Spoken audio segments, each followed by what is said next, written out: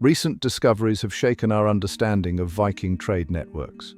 Archaeological findings in Central Asia reveal an untold story of Norse traders venturing far beyond their traditional maritime routes, establishing complex connections that reshaped medieval commerce forever. In a groundbreaking discovery that left historians speechless, archaeologists unearthed a treasure trove of Viking artifacts in the heart of Central Asia. The site, located near modern-day Samarkand, contained Norse silver coins, distinctive jewelry, and weapons dating back to the 9th century. What makes this find particularly fascinating is its location, thousands of miles from known Viking settlements. The artifacts weren't just random items, they showed signs of regular trade and cultural exchange. Among the most striking discoveries was a perfectly preserved bronze Thor's hammer pendant, found alongside local Silk Road goods. This unexpected combination suggests that Viking traders might have established permanent trading posts along these inland routes, challenging our previous understanding of their travel patterns.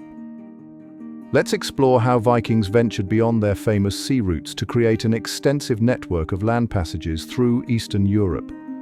These resourceful traders used rivers like the Volga and Dnieper as natural highways, establishing a series of trading posts and settlements along the way.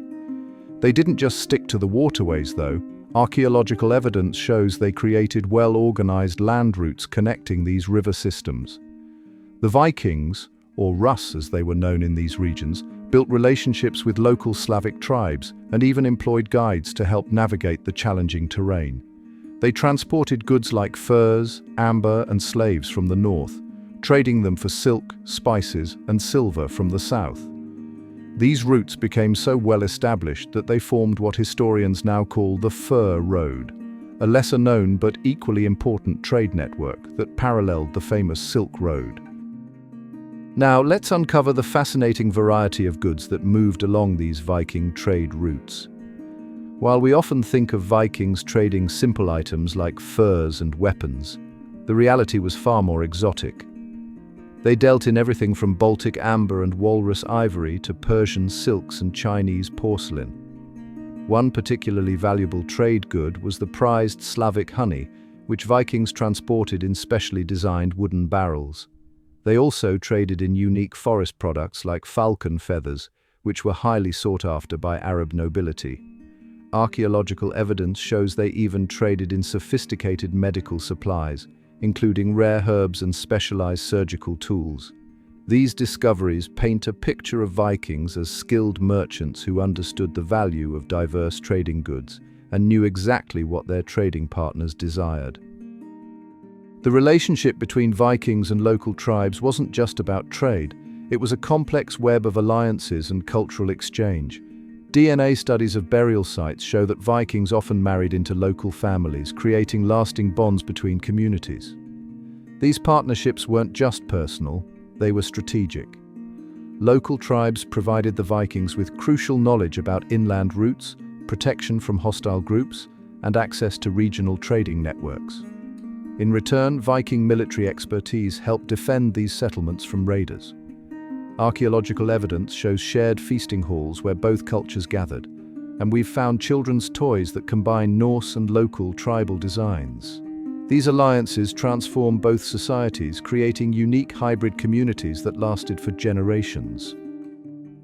Let's dive into one of the most exciting discoveries that changed how we view Viking trade routes, their map markings. Recently found runic inscriptions on stone markers and preserved birch bark fragments have revealed a network of trading posts previously unknown to historians. These markings, using a simple but effective system of symbols, showed the locations of safe houses, trading points, and resource caches across Central Asia. What's fascinating is how these markers often used local landmarks that still exist today, allowing archaeologists to piece together entire trade routes. The Vikings created a kind of ancient GPS system, marking everything from water sources to friendly settlements. Some markers even contained warnings about local dangers and notes about the best seasons for travel, showing just how organized their inland trading network really was. The Vikings' mastery of river navigation went far beyond what we initially thought.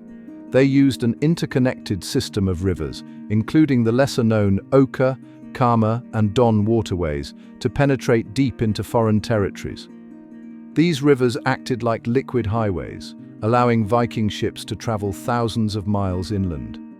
They modified their famous longships, making them lighter and more suitable for shallow river travel. By dragging their boats across small strips of land between rivers, called portages, they could switch between different water systems. This innovative approach let them create a vast network that connected the Baltic Sea to the Caspian Sea, and even reached the borders of ancient Persia. Recent findings have revealed something unexpected. Vikings weren't just masters of the seas and rivers, they were also skilled mountain travelers. Archaeological discoveries in the Caucasus Mountains and Central Asian highlands show clear evidence of Viking presence, including Norse-style shelters and trading posts at high altitudes. They adapted their usual trading methods for mountain terrain, using local pack animals and developing specialized equipment for high-altitude travel.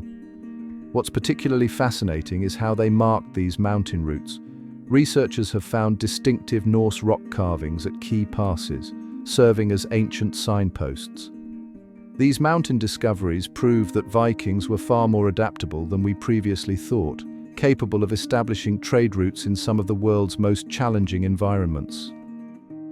The impact of these trade routes went far beyond just exchanging goods.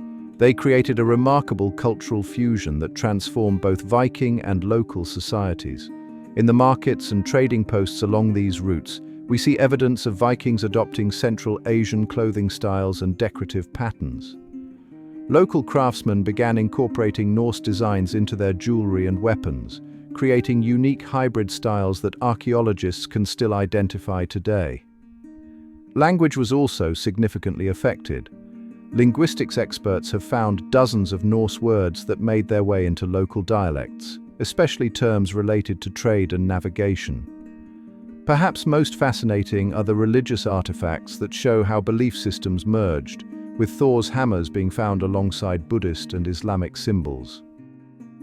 Let's explore one of the most unexpected aspects of Viking trade, their connection to the Silk Road merchants in desert regions.